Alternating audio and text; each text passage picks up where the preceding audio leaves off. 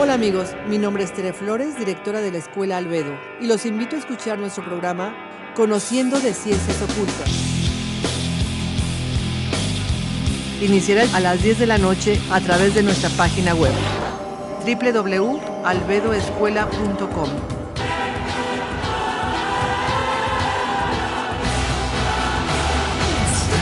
Un programa fascinante, lleno de misticismo, magia, leyendas e historias asombrosas. Las ciencias ocultas tan prohibidas en una época se develan ya para aplicarlas día a día. Astrología, cábala, magia, mitología, wicca, vudú, esoterismo, metafísica y mucho más.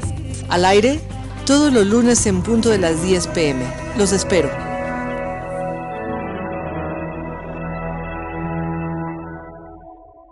Buenas tardes, nos encontramos en la mitología al alcance de todos y nos da muchísimo gusto que nos estén escuchando porque hoy vamos a empezar con un tema fabuloso.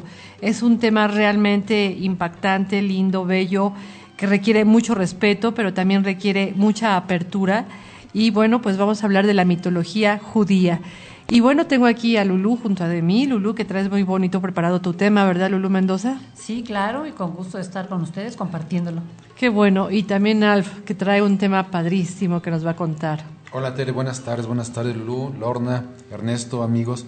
Pues sí, con ese tema fabuloso de la mitología de los judíos, que bueno, como tú dices, hay que tener una apertura en nuestra mente para escucharlo y aceptarlo como lo que es, como una cultura, ¿no? El día de hoy, que les digo, tenemos la gran fortuna de poder hablar de lo que sería la mitología de los judíos. Les decía yo al comienzo que pues vamos a platicarla bajo el aspecto de mitología. Por supuesto que la mitología de los judíos va a abarcar una gran cantidad de personajes que nosotros conocemos desde el punto de vista pues de la Biblia, de la religión católica, de la religión judía. Y bueno, pues podríamos pensar que la historia no es así como tú me la estás platicando, Tere, Lulú o Alf, porque yo la oí en la Biblia de diferente manera. Entonces aquí la apertura de la mente es grandísima y necesaria, porque a todo lo que vamos a platicar hoy se le puede considerar desde el punto de vista histórico, mitológico, religioso y hasta como la historia de una familia que viene a contar muchas historias. Y bueno, pues creo que bajo esta perspectiva ya nos podemos dedicar a lo que sería en especial la mitología de los judíos. Pero antes tenemos que recordar pues realmente quiénes son ellos, en dónde estuvieron, porque no siempre se les conoció como judíos. Se les conoció como hebreos, como cananeos, como los pastores. Y bueno, tendríamos que remontarnos a la historia de la civilización porque recuerden que todas las civilizaciones siempre empiezan en donde hay un río muy fértil y muy creciente, y ahí se constituyen los primeros imperios, como sabemos, la antigua Mesopotamia, Egipto, todos estos lugares que en el Medio Oriente pues son la cuna de la civilización y son culturas tan hermosas que pues obviamente sus historias después de tantos años nos han llegado porque se tuvo la fortuna de que, por ejemplo, en Mesopotamia, que ya existía la escritura, se pudo contar todos estos eventos y acontecimientos de los dioses y de sus reyes a través de tablillas de arcilla. Bueno, pues también tenemos nosotros a los hebreos. Ellos que provienen de estos lugares, pues son precisamente de los judíos que vamos a hablar. Ahora, hay que ubicarnos geográficamente en dónde deberíamos de empezar a investigar de estos personajes de los que vamos a platicar, porque ellos, como típicos, ¿qué podríamos decir? Pues pastores, se movían de un lugar a otro. Finalmente era todavía una cultura nómada, se movía por todos lados, y entonces, si lo ubicamos geográficamente, nos vamos a dar cuenta que tenemos que empezar precisamente desde la antigua Ur, que se encuentra en Mesopotamia, y a partir de ahí ver cómo se fueron deslizando y llegando a diferentes territorios que finalmente pues todos les pertenecerían a ellos, pero a la vez no les pertenecían porque ellos no nacieron ahí. Entonces, bueno, vamos a ver que cuando hablamos nosotros del mito y de la realidad de la historia de los judíos o de los hebreos, pues a veces encontramos grandes diferencias en lo que se platica también en la Biblia. Pero bueno, vamos a recordar que en lo que nosotros conocemos en la actualidad como el Mediterráneo, pues cuando se llegaba a estos mares del Mediterráneo, pues tanto los que venían del poniente y llegaban al occidente, pues veían mundos nuevos que ir a conquistar o que ir a reconocer. Igual sucedía al revés, y entonces, bueno, el Mediterráneo era un punto en donde se podían encontrar todas las civilizaciones de la antigüedad y compartir conocimientos o bien hacer grandes pues centros comerciales, digamos, o ¿cómo le diríamos, Lulú? Como intercambios comerciales, ¿no? Sí.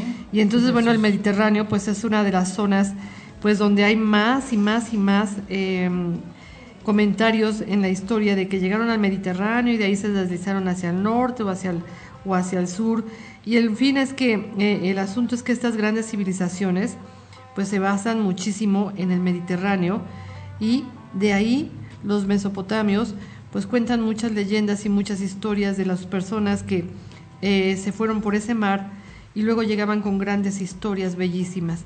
Pero bueno, las fuentes arqueológicas a veces nos avisan de muchísimos asentamientos primitivos, y sobre todo cuando se quiere seguir a los antiguos hebreos, ellos nos van contando, los arqueólogos, pues que se establecieron en diferentes lugares, y entonces ¿dónde los vamos a colocar realmente? Y bueno, pues empezaremos por la antigua Mesopotamia, y de ahí pues ya empezaremos a caminar, que se fueron deslizando, llegaron a Egipto, y de Egipto se fueron a la antigua Palestina, y resulta que de ahí, bueno, todas las historias que hemos sabido a través de la Biblia. Pero bueno, hay personajes tan maravillosos en todas estas historias que de alguna manera ya tenemos conocimiento de ellos. Por ejemplo, tenemos pues a Noé, ¿se acuerdan de Noé? Ya como un personaje que pudo haber sido histórico y con toda su parentela. Luego hablaríamos de Abraham, obviamente, personaje indispensable en estas mitologías e historias, y de ahí nos iríamos con Isaac, con Ismael. También tendríamos que hablar muchísimo de Jacob, y de ahí pues tendríamos que hablar de sus 12 hijos, que fueron las 12 tribus, y también platicar de José, que nosotros lo conocemos como José el Soñador, que llega a Egipto y le dan la bienvenida, y de ahí pues Moisés como el gran patriarca que saca a todos los hebreos de Egipto y se los lleva por el desierto, sin olvidar que tuvo que combatir o que luchar contra las terribles plagas que ahora sí que como maldición le cayó a todo su pueblo. ¿Te acuerdas, Lulú? La peste, los mosquitos, las ranas, el fuego, la sangre, exacto. Granizo. Uh-huh. Y que, bueno, acabaron por la muerte de los primogénitos. Y de repente, bueno, pues la historia de los hebreos, judíos, cananeos sigue, y de repente llegamos a que, pues ya cuando llegan a las tierras de la antigua Palestina y se instalan ahí, pues tienen que luchar. No es fácil que les den la bienvenida, por supuesto. Imagínate que lleguen un montón de personas a invadir tus territorios, y obviamente los que vivían ahí se tuvieron que defender. Y con el paso del tiempo pues ya nos cuentan la historia de David y Goliat, de cuando David se gana el triunfo como rey, cuando siendo aún un adolescente pues mata a un gigante que era Goliat, y a partir de ahí, bueno, pues la dinastía de David, que es el rey David, por cierto, y su hijo con el tiempo Salomón, y bueno, tantas historias que habría que contar, que las encontramos de alguna manera en la Biblia, pero también las encontramos en los libros de mitología. Es la mitología hebrea, y es a partir de ahí que tendríamos que acercarnos al origen. Bueno, ¿y cómo se empiezan todas estas historias? Y bueno, hay algo importantísimo, porque, como les decía yo también, la historia judía se puede ver precisamente como un símbolo, como una religión, como una mitología. Y bueno, Alf trae algo que nos cuenta respecto a la historia judía vista como un símbolo. Claro, fíjate que existe hoy un consenso muy extendido entre los historiadores. La parte de la historia del pueblo judío reflejada en la Biblia hasta la institución de la monarquía no es más que una reconstitución a posteriori, basada en la divinidad y en los personajes heroicos de la situación en el momento en que empezó el asentamiento definitivo de los judíos como reino. Filisteos, madianitas, moabitas y tantos otros pueblos cuya procedencia es explicada por lo común mediante personajes epónimos reflejada en el juego de fuerzas y enemistades vigentes en aquellos momentos y en aquel territorio que se justificaba mediante recursos, a menudo novelescos de carácter mitológico también. Se habla de faraones sin citar jamás sus nombres. Eso es lo interesante de la historia. Nunca te dicen cuál faraón fue el que persiguió a los hebreos. Así es. También se habla de migraciones sin dar nunca fechas. No es esto algo que deba sorprender desde el punto de vista histórico. Los antiguos no tenían ese, ¿qué te puedo decir?, punto geográfico, nominador o cronológico propio de hoy en día. No estaban tan, ¿qué te puedo decir?, tan preocupados por eso, por fechas, por lugares. Pero sí resulta claro que la trama de las relaciones vigentes en aquellos momentos es presentada como una serie de acciones de tipo familiar, también religioso y guerrero, como por otra parte es común en la historia de los pueblos primitivos, donde los grandes acontecimientos personales con el símbolo de movimientos poblacionales y acontecimientos de carácter global, por ejemplo, el desplazamiento de Abraham y Sara, correspondería más a la migración de un pueblo y su paso por Canaán serviría para justificar los derechos de una posterior irredentismo sobre este territorio. Las filiaciones ilegítimas o irregulares no reflejarían más que el carácter predeterminante subordinado de los pueblos a los que aquellos dieron origen, como son los ismaelitas, moabitas y amonitas. Bueno, y entonces vemos que la historia por territorio, la historia de acuerdo al tiempo, o cronológicamente, pues no la tenemos. Y entonces ahí decimos, bueno, ¿y cuándo sucedió esto? Si nosotros consideramos a la Biblia como un libro de historia, pues es muy complicado porque no nos va a dar ninguna fecha.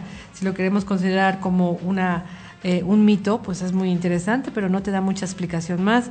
Y si se quiere considerar como un acto religioso, pues solamente poniéndole fe, como todos los muy religiosos, tanto católicos como judíos y hasta eso, como musulmanes, también creen en esto que vamos a empezar a leer, que sería la historia de todo lo existente, que es precisamente lo que podríamos considerar el mito de la creación de los judíos. Y ese mito o esa historia nos lo trae Lulú, que nos va a platicar más adelante cómo es que se crea todo, pero hay que detenernos. ¿Y dónde está esa historia? ¿Quién la contó? ¿Cómo es que se pone toda esta historia en un libro especial que nosotros conocemos como Biblia, pero que en otros lugares se conoce como el Pentateuco? Y entonces ahí empezaríamos a platicar qué cosa es el Pentateuco. ¿Qué traes ahí, Lulú? Sí, mira, el Pentateuco es el primer libro de la Torá, y también incluso de la Biblia cristiana, ¿no? Es el primer libro que también se llama Tanaj, Biblia hebrea o el Antiguo Testamento nuestro.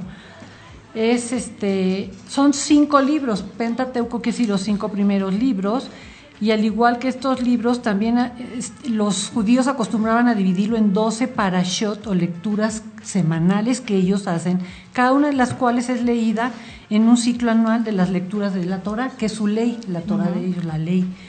El Pentateuco es libro de la ley que encabeza los 73 libros de la Biblia en general y constituye una magnífica puerta de revelación divina.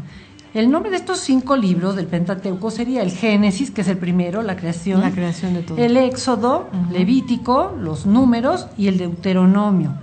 Y es exponer cómo Dios escoge para sí al pueblo de Israel y lo forma y prepara todo para la venida de Jesucristo. El autor de Pentateuco se dice que, ellos apoyan mucho que es Moisés, profeta y organizador del pueblo de Israel. Vivió en el siglo XV o XVIII antes de Cristo. Y no solamente la tradición judía, sino también la cristiana, sostienen ellos que siempre ha sido de origen mosaico el Pentateuco. Uh-huh. Sin embargo, estudiosos parecen demostrar que, en general, estas historias del Génesis están basadas en tradiciones orales que se dieron del 2º milenio antes de Cristo. Ok, entonces no cabe duda de que si quisiéramos buscar historias de los mitos y de la Biblia, pues tendríamos que irnos directamente al Pentateuco, porque no cabe duda que la religión judía pues está basada en el respeto y la veneración e incluso en el abandono y en los brazos de un ser supremo absolutamente superior, pero que no tiene ninguna forma. Y es a partir de ahí en donde observamos que el Génesis nos habla de todas las proezas que hace este ser superior, y lo vamos a ver cómo se explica, y lo trae también Lulú. Cuéntanos, en el primer punto tendríamos que hablar de lo que es el Génesis, que es el mito de la creación de los judíos o de los hebreos. Cuéntanos, ¿qué es eso? Sí, Génesis en sí es una palabra griega que significa origen. También se ha mencionado, y bueno, los estudios han dicho, el Génesis, más que un libro histórico, viene a ser como un prólogo a la historia judía, donde comienza propiamente la descripción de cómo viene esta creación de la nada, cómo empieza a formarse, ¿no? Dios crea todo. Porque para los judíos realmente la historia o su libro empieza con el Éxodo. Y el libro se llama Bereshit, que quiere decir en el principio, o sea, Génesis, en el Bereshit. En el primer libro de la Biblia también se le da este nombre porque se trata de los orígenes del universo, del hombre, del pueblo de Dios. Y este se divide en dos partes muy grandes. Una que sería la historia primitiva, cómo se presenta, cómo se va dando la creación de todo. Nos da un panorama muy amplio de la historia, desde su creación hasta Abraham. Ok. Entonces, ahí empezaríamos con la creación, la historia de la creación, que nosotros lo vamos a considerar como un mito más de todos los que hemos contado aquí, de cómo es que determinado grupo social o cultural explica a la creación.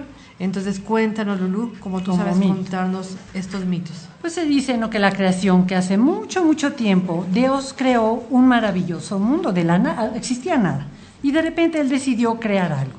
El primer día separó la luz de la oscuridad, y a la luz le llamó día, y noche a la oscuridad.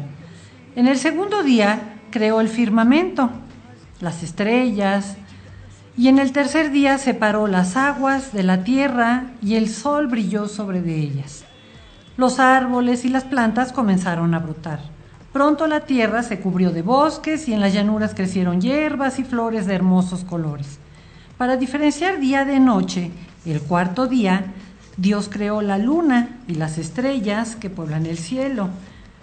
En el quinto día dijo: hiervan las aguas de animales vivientes y que las aves revoloteen sobre la tierra en el firmamento celeste.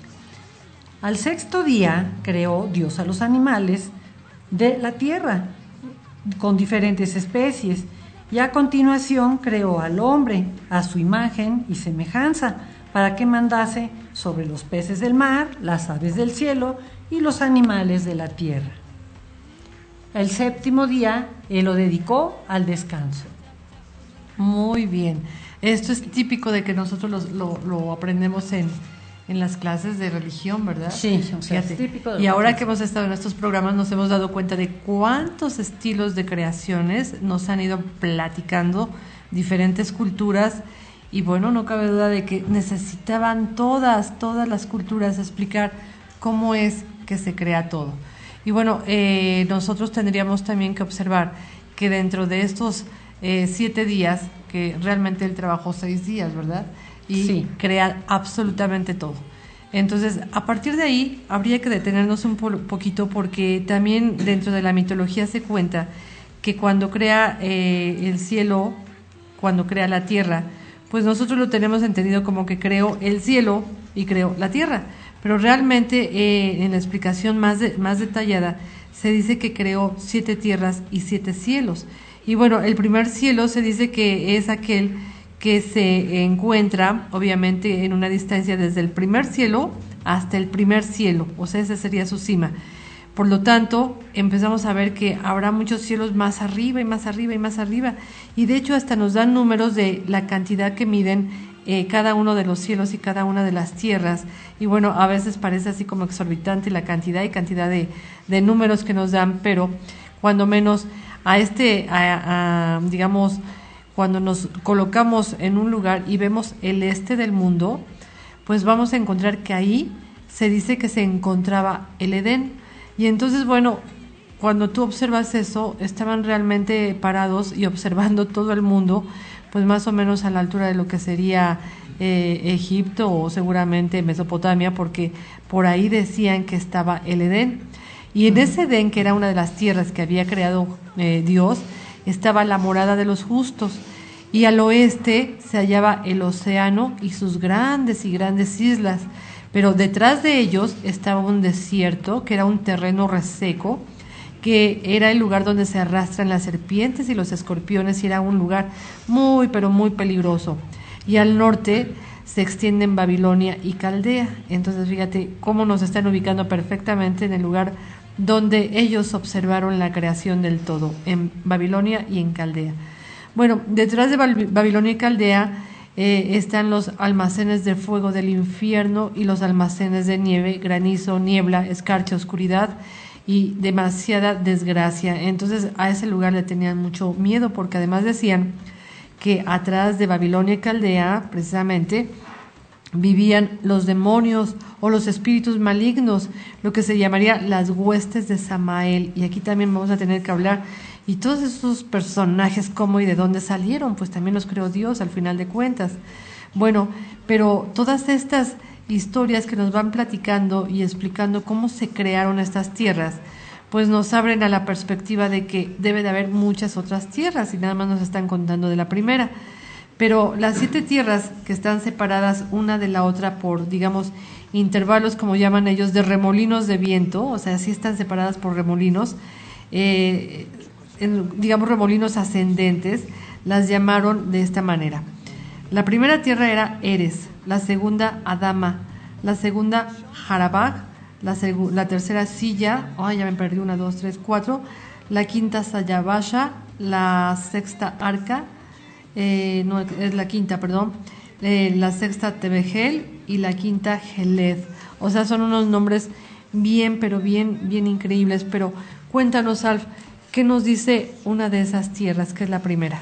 Pues sí, la primera tierra, que es Arga, dice que la quinta tierra contiene la es la quinta tierra, sí, que era la más importante al final. Exactamente, contiene la Gehenna y sus 7 estratos, cada uno de ellos con sus almacenes de oscuridad. El más elevado es Seol, y debajo hay otros que se llaman Perdición, el pozo inferior, la sentina, el silencio, las puertas de la muerte y las puertas del valle tenebroso. Estamos hablando aquí del inframundo, ¿verdad? Sí, porque lo recalcan como algo muy importante, a donde uno no debería de acercarse a esa tierra. Claro. Y bueno, déjame comentarte que el fuego de cada estrato es 60 veces más violento que el del inmediato inferior. O sea, cada vez va siendo más y más fuerte. Aquí se castiga a los malvados y a los ángeles se les tortura. Tebegel, la sexta tierra, contiene colinas, montañas, valles y llanuras, habitados por no menos de 375 clases de criaturas. Algunas tienen las cabezas y los cuerpos de bueyes, pero están dotados de lenguaje humano. Otras poseen cabezas gemelas, 4 orejas, 4 ojos, 2 narices y bocas, 4 manos, 4 piernas, pero solo un tronco. Cuando estas están sentadas parecen 2 personas, pero cuando caminan parecen una. Cuando comen y beben, las cabezas gemelas discuten y se acusan mutuamente de tomar más de lo que les corresponde. No obstante, se les consideran seres justos. Geled, nuestra propia tierra, que es la séptima, no necesita descripción. Es, el lugar donde habitamos. Donde habitamos. Exactamente. Y bueno, las opiniones acerca de si hay 2, 3, 7 o 10 cielos varían, pero sin duda su número coincide con el de las 7 tierras. El firmamento cubre la tierra como una tapadera en forma de cúpula, sus bordes rozan el océano circundante, los ganchos del cielo están sumergidos en esas aguas. O sea, es realmente como impresionante hablar de las 7 tierras, que las primeras se las pasaron rapidísimo, pero ya hablar de estas que eran complicadas, pues como que hay que detenerse, ¿no? Pero también dicen que hay 7 cielos, y a saber los cielos los nombraron como Guilón, Raquia, Shenkin, Sebhul, Maón y Macón y Arabot. Y bueno, son nombres rarísimos, todos ellos están fijos y se arquean por encima de la tierra. Y está uno sobre el otro, o sea, un cielo sobre el otro, como las capas de digamos, como de una cebolla, ¿no? Así se van poniendo los diferentes cielos. El cielo, que se llama inferior o Guilón, protege del calor a la tierra más alta. Y al amanecer, Guilón se extiende por el firmamento, pero al ponerse el sol se retira para permitir que la luna y las estrellas brillen desde Raki, que sería el segundo cielo. Y bueno, luego decimos que también está el cielo llamado Shehakim, que un par de piedras de molino muelen el maná para los justos. Entonces de ahí sale todo el maná, o sea, toda la energía divina para los seres humanos, para los dioses, etcétera. Pero se dice que este cielo se dirige especialmente a emanar este maná, exactamente a Jerusalén, porque ahí debe de estar un templo y debe de haber un gran altar. Y entonces, bueno, ya estaba el aviso perfecto de que ahí deberían de hacer un templo, cosa que durante toda la historia de los judíos vamos a checar que tenían una gran necesidad de hacer un templo, de tener un templo donde orar, donde llegar y donde tener, como digamos, una casa. Pero todos los cielos tenían, digamos, algo diferente que activar, y todos ellos, de alguna manera, estaban dirigidos por los ángeles y los arcángeles. Y entonces vemos que los cielos diferentes eran dirigidos por diferentes también ángeles. Y entonces vemos que los ángeles estuvieron siempre muy cerca de la creación.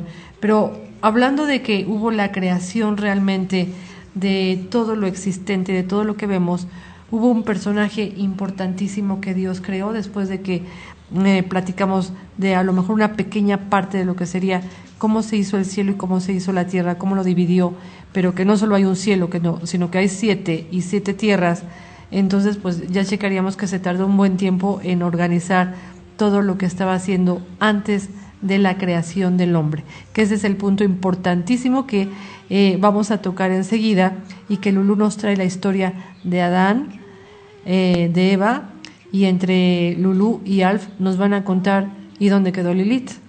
Bueno, Lilith, Lulú. Ya vas a empezar. Siempre te empiezo a decir Lilith. Lulú nos va a contar de la historia de Adán, pero además de la historia de Eva, y luego en dónde dejamos a Lilith. Cuéntanos, Lulú, este mito cómo va. A ver, miren, como mencionamos hace rato, el Génesis nos va a hablar de la historia de la creación del mundo en general, y los días y cómo se fue llevando. Al 6º día, Jesús, Dios crea al hombre, pero en el Génesis se divide, en los 2 primeros capítulos se menciona la misma historia, pero de diferente forma. Entonces aquí hay una controversia. En el primer capítulo del libro se expone un resumen general de la creación y culmina con la institución del reposo. Y ahí se dice que Dios creó primero a los animales, crea al hombre y a la mujer a su imagen y semejanza, sin establecer prioridad entre ellos. O sea, en ese momento diríamos, los hizo al mismo tiempo, hombre y mujer, sin ninguna prioridad. Ajá. Okay. Esto está en el Génesis, capítulo 1, versículo 25-26. Okay. Así está. Luego, en cuanto a la creación de Adán y Eva, el pasaje del Génesis 1:27 nos dice: y Dios creó al hombre a su imagen y los creó macho y hembra. O sea, no hace distingos. En el segundo capítulo de este Génesis, en el 2:4, aparece una nueva introducción de un relato distinto, porque Dios, esta vez llamado Yahvé, crea primero al hombre, a Adán, lo ubica en el Edén, y más adelante crea a los animales, los trajo a Adán para que los viera y los nombrara. Cada ser viviente había de llamarse como él los habría nombrado. Adán tuvo el privilegio de bautizar a todos los animales. Así es. Esto aparece en el Génesis 2, versículo 19. Ok. Por último, crea a la mujer Eva de una costilla de Adán. Y entonces el capítulo 2 nos dice: y Dios hizo caer en sueño a Adán y se quedó dormido. Entonces tomó una de sus costillas, cerró la carne y en su lugar, para que quedara esto sellado. Y de la costilla que Dios tomó, formó a una mujer y la llevó ante el hombre. Y dijo Adán: este sí que es hueso de mis huesos y carne de mi carne. Esta será llamada varona, porque del varón fue tomada. Ok, entonces ya captamos.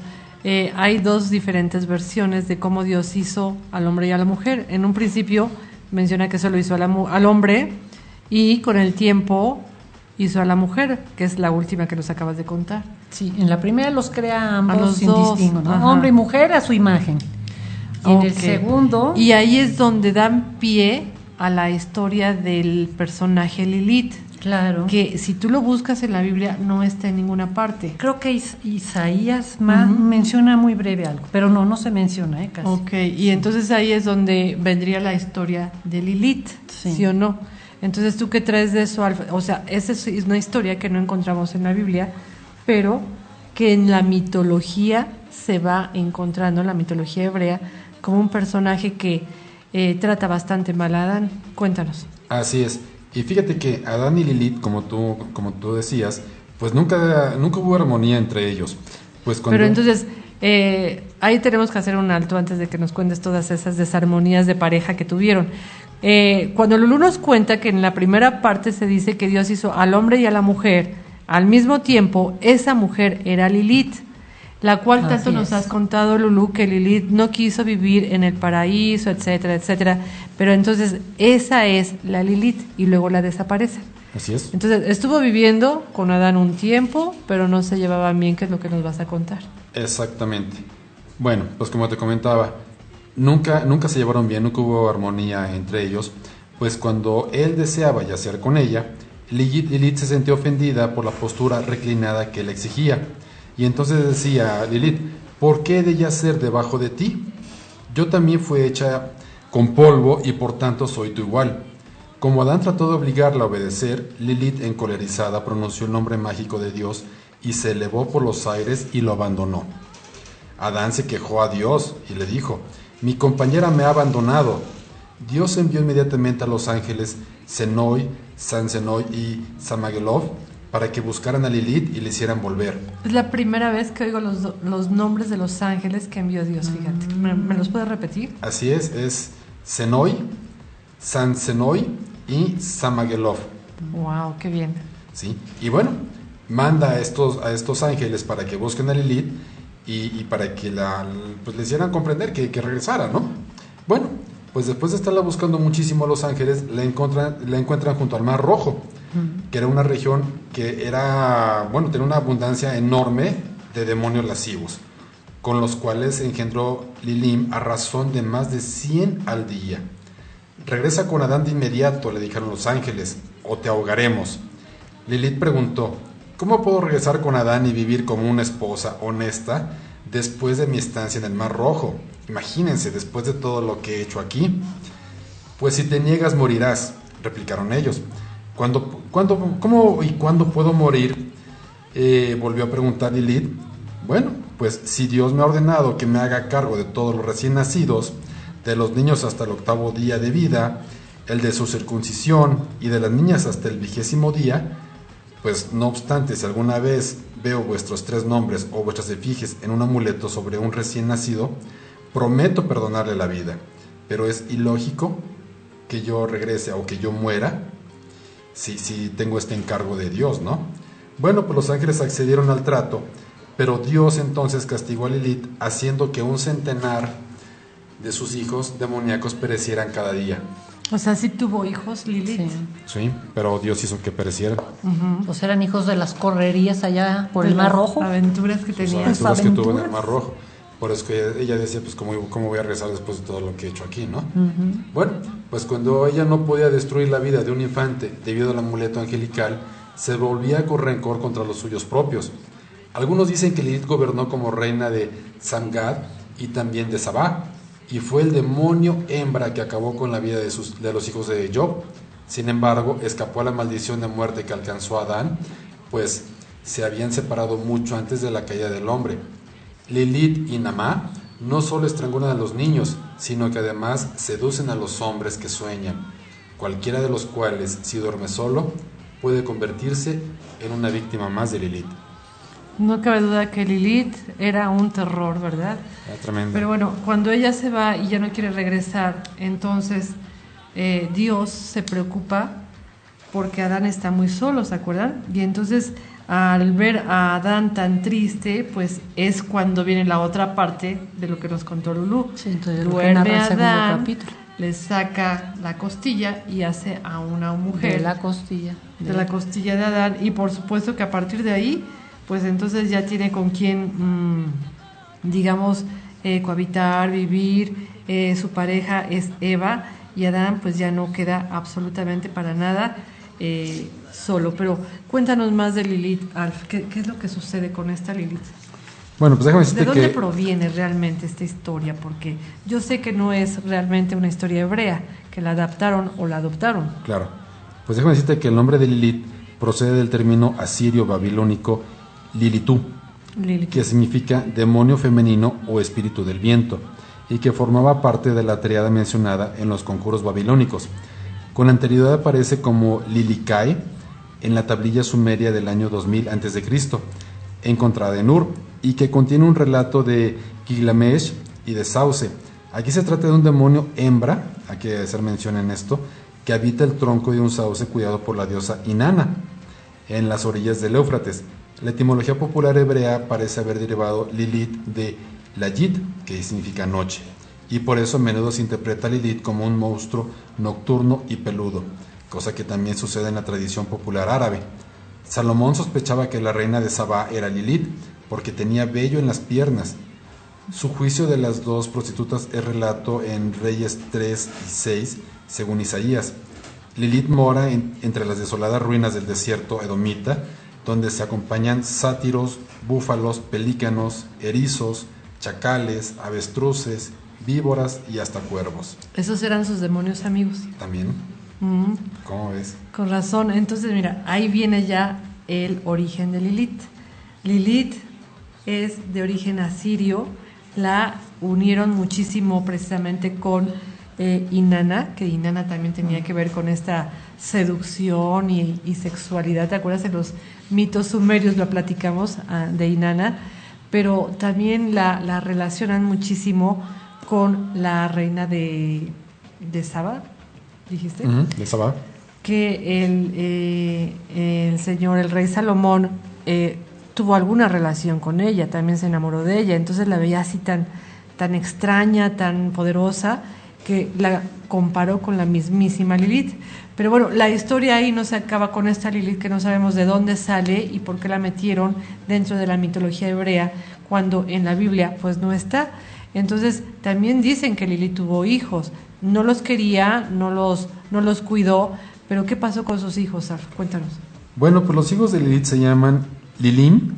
En el Targum Jeruslami, la bendición sacerdotal de los números 626 se convierte en que el Señor te bendiga en todos tus actos y te guarde en los Lilim. Bueno, pues el comentarista Jerónimo identificó a Lilith con la Lamia griega, que era una reina libia abandonada por Zeus, a la que Hera robó los hijos. Ella se vengó robando los hijos de otras mujeres. Los lamias, que seducían a los hombres dormidos, chupaban sangre y comían su carne, como lo hacía Lilith, y sus compañeras demoníacas eran conocidas también con el nombre de Empusai, que significa violadoras y lobas espantosas, y descritas también como las hijas de Hécate. Un relieve helenístico muestra a una lamia desnuda sentada en unas horcadajas sobre un viajero que duerme tumbado boca arriba. Y bueno, déjame decirte, seguimos. Déjame decirte que es característico de las civilizaciones en que las mujeres son tratadas como bienes personales, que se les haga adoptar la postura reclinada durante la cópula. Eso era que Lilith no le gustaba estar abajo, ¿no? Durante el acto sexual, sino ella quería estar arriba, ¿no? Así es. Y ese era el problema que tenía con Adán. Con Adán. Muy bien. De acuerdo al mito, así era. Exactamente, y bueno, a esta postura fue que se negó Lilith, y según sabemos por Apuleyo, las hechiceras griegas que adoraban a Hécate eran partidarias de que el hombre yaciera bajo la mujer. ¿Cómo ves? Bueno, sí, ya hablando de Hécate, pues ya estamos hablando de otros lugares y de otros entornos geográficos, pero muy interesante porque pues siempre a las hechiceras o a las brujas las van a llamar lilitianas, y entonces también pues ahí habría que ubicarnos quién era Lilith, de dónde proviene. Y bueno, ya nos contó Lulú que dentro del Génesis a esta Lilith no se le considera, ¿verdad, Lulú? Ahí no nada la más mencionan. está Eva. Ok, ¿y qué nos puedes contar de Eva? Finalmente en su historia junto con Adán, que bueno, como pareja pues tuvieron que disfrutar del paraíso, y todos sabemos lo que sucede después de que Adán y Eva se quedan juntos viviendo en ese paraíso. Pues es tocada, llega la tentación a Eva y resulta que es una serpiente que le dice, ve y come de ese fruto. Lo único que Dios o el Creador les había prohibido era comer de un fruto, y Eva desobedece y se come ese fruto. ¿Te acuerdas, Lulú? Sí, del árbol del bien y del mal, y que ellos, del conocimiento, que ellos no deberían de tocar ahí ese árbol. Pero como dices tú, son tentados por la serpiente, llega la tentación, Eva convence a Adán, y pues toma la manzana y le da a probar. Y ahí es donde se donde rompe. se pierde todo el encanto. Ajá, y son ellos desalojados del paraíso. Claro. Porque desobedecen. Y entonces ahí empezamos con las historias de que se tuvieron que salir del paraíso, se tienen que ir a otro lado, y es decir, lo que se menciona, la caída del hombre. Porque obviamente cuando Dios permitió a Adán y Eva, o sea, a su mujer, que no comieran, bueno, les permitió, pero no les permitió, o sea, los puso ahí a ver hasta dónde llegaba la tentación, y finalmente cayeron en la tentación y se comieron el fruto de los árboles, pero el más prohibido era precisamente el de las manzanas. Y bueno, ese era el árbol de la ciencia, del bien y del mal, que finalmente es el árbol del conocimiento. Y entonces pues los tiene que sacar. Obviamente la serpiente es la culpable de toda esta historia, y entonces los manda muy lejos, pero muy muy lejos, y por supuesto ellos sufren muchísimo porque ya tienen que buscar su propio alimento. Ya no estaba como en todos los árboles, que nada más estiraban la mano y se comían un fruto, estiraban la otra mano y se comían otro fruto, y entonces tienen que trabajar. Dicen que el castigo que les dio Dios fue que él tenía que sudar para poder conseguir sus alimentos diarios, y ella lo iba a pagar con sangre. ¿Te acuerdas? Que sería el asunto de la menstruación. Y también parir con dolor, también mencionan. También, sí, es cierto. Bueno, pues el asunto es que cuando ellos se comieron el fruto que estaba prohibido, pues observaron que se veían ya diferentes, y se dieron cuenta de que estaban desnudos. Nunca antes se habían dado cuenta que estaban desnudos. Fíjate, ahí es donde perdieron la inocencia. Entonces fueron corriendo por unas hojas, unos dicen que fueron de higueras, otros dicen que fueron de otro árbol, y se taparon, de la parra, ¿verdad? Y se taparon sus cuerpos. Y entonces se hicieron como unos trajes y se fueron a esconder. Pero entonces oyeron que Dios andaba paseando por el jardín del Edén a la hora de la brisa, y que todo es como para descansar, un atardecer diríamos, y Dios andaba entre los árboles. Entonces Dios llamó al hombre y le dijo, ¿dónde estás? Y Adán contestó, te oí andar por el jardín y tuve miedo porque estoy desnudo, por eso me escondí. Y él replicó, o sea Dios, ¿quién te ha hecho ver que estás desnudo?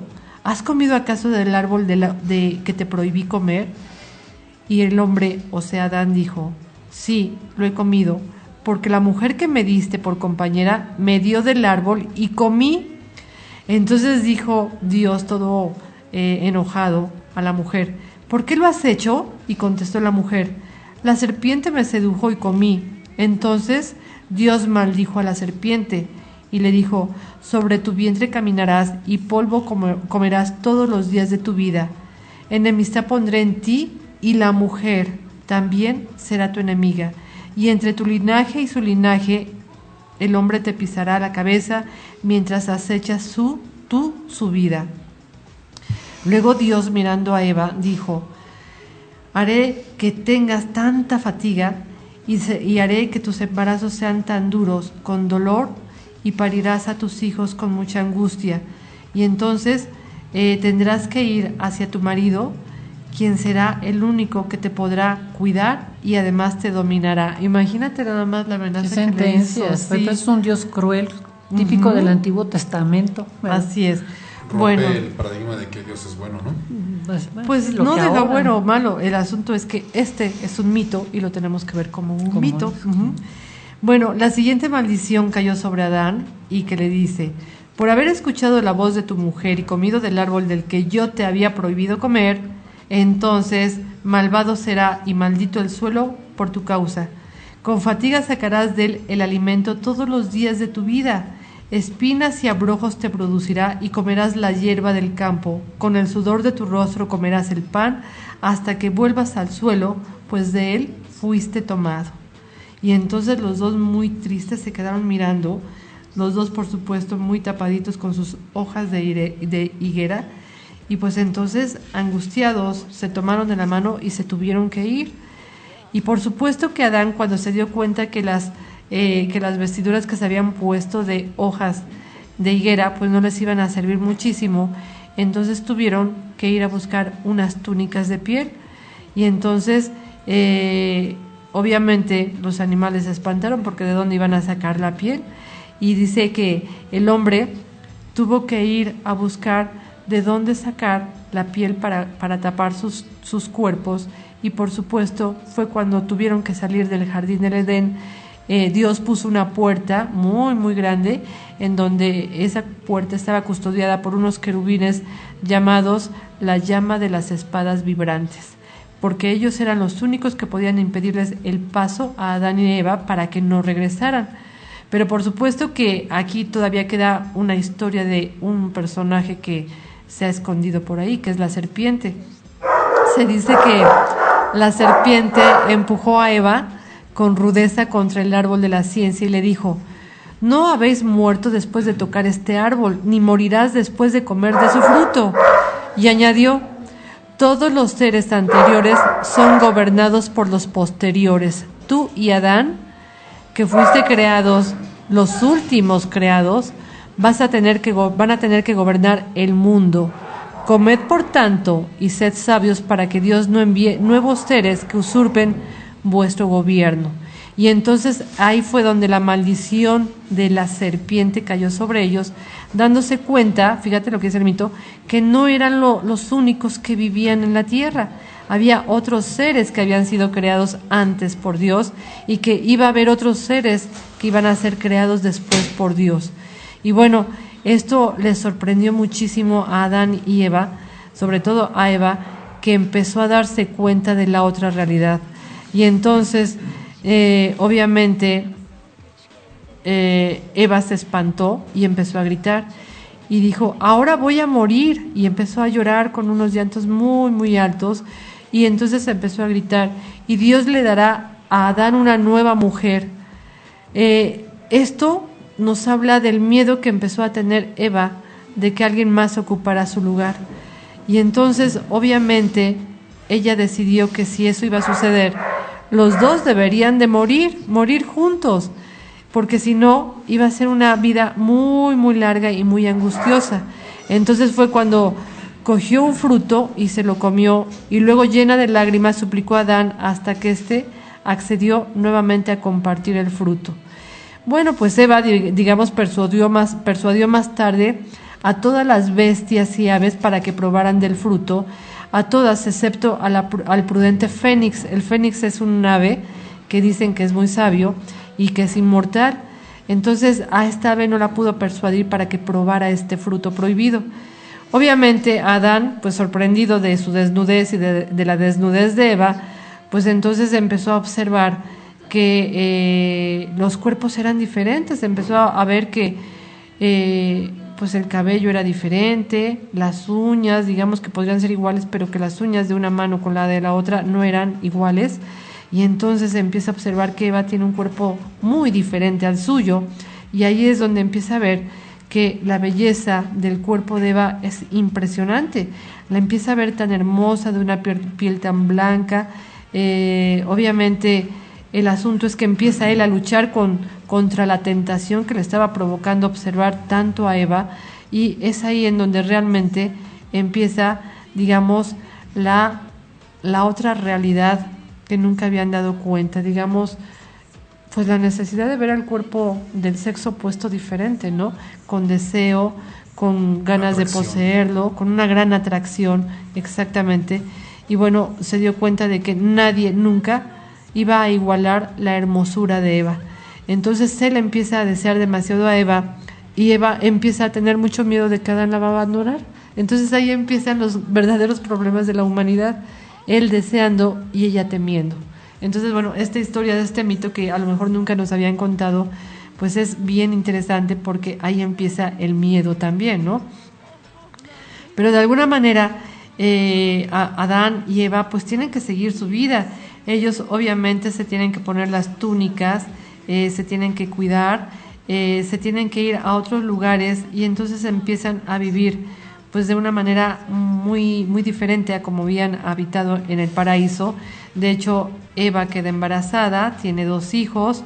En un principio los más conocidos obviamente son Caín y Abel, pero tuvo otro hijo que también se llamó Set. Set con el tiempo va a legar a Matusalén toda la herencia que después le van a legar a Noé. Y entonces empezamos a ver aquí que hay muchísimas otras historias que van a venir después de Adán y Eva, ya dentro de lo que serían los patriarcas, ¿no? Que los patriarcas son muchos, como dijimos al principio. Podríamos hablar, ahorita ya hablamos pues de Abel, que ya sabemos la historia de Abel y de Caín. Luego vamos a ver que llega Matusalén. Matusalén hereda todo su conocimiento a Noé, y luego hay un gran espacio entre estas historias y vamos a encontrarnos con Abraham, y Abraham tiene un gran espacio entre todas las historias que van a seguir, obviamente, de sus descendientes, que son Ismael e Isaac. Isaac, que tiene a sus hijos, uno de ellos es Jacob, y Jacob, que tiene a 12 hijos, y esos 12 hijos van a ser los muy importantes de las 12 tribus, en donde esos 12 hijos son Rubén, Daniel, Benjamín, José, Neftalín, una cantidad de personajes que cada uno de ellos va a tener una historia, y con esas historias muchísimas eventualidades les van a pasar a todos en su caminar por estos lugares, que sería desde Ur, que está en la antigua Mesopotamia, pasando por Egipto, de Egipto a Canaán y de Canaán a Palestina. Y bueno, creo que nos queda muchísimo por platicar. Apenas nos quedamos en la historia de Adán y Eva cuando son expulsados del paraíso, y todavía nos faltó tu tema, Alf, que es un tema que traías muy bien preparado, que es ¿y quién es Lucifer y dónde entra en esta historia, verdad? Bueno, pues entonces aquí nos vamos a quedar con estas historias, en donde pues ahora ya nos enteramos más de Lilith, de qué pasó con Adán y Eva, y ahora tendremos que contar un poco seguramente de los 2 hermanos, Caín y Abel, y cómo es que se pelearon por algo muy extraño, que no valía la pena pelearse, pero bueno, al final de cuentas se pelearon. Y también platicaremos dentro de 8 días de la historia de este personaje tan increíble que es Lucifer, pero a él sí hay que darle un buen tiempo, ¿verdad? Porque su historia es muy larga. Es larga su historia, un tiempecito un poquito más considerable. Porque estaría de hecho de la historia de la creación en el Génesis, cuando les dije que se crearon los cielos y la tierra, en ese momento se estaban creando los ángeles también. Claro, y también por ahí lo vamos a relacionar con otro personaje de la mitología griega, que bueno, tenemos ahí un poquito de... Sí, ¿verdad? No, hombre, hay tanto que platicar. Pero bueno, amigos, muchísimas gracias por escucharnos, y bueno, aquí los esperamos en 8 días. Muchísimas gracias y hasta luego.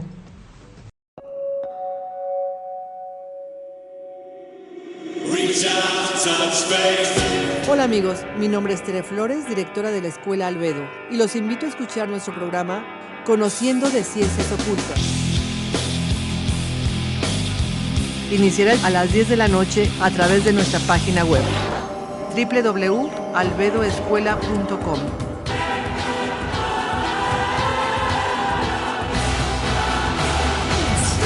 Un programa fascinante, lleno de misticismo, magia, leyendas e historias asombrosas. Las ciencias ocultas tan prohibidas en una época se develan ya para aplicarlas día a día.